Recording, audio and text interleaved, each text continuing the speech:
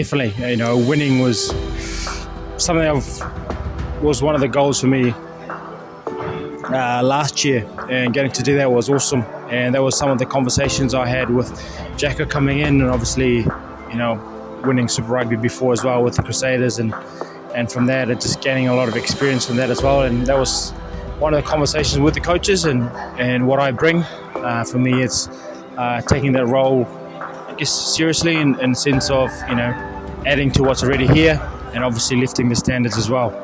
Was one of the big conversations in that space. Yeah, it excites me. Like the growth is massive. The opportunity to grow is there, and for me, it's like I said, having conversation with the coaches. That's what we need here. It's to grow within the group, and that comes with standards and the environment as a whole. So for me, it's exciting more than anything.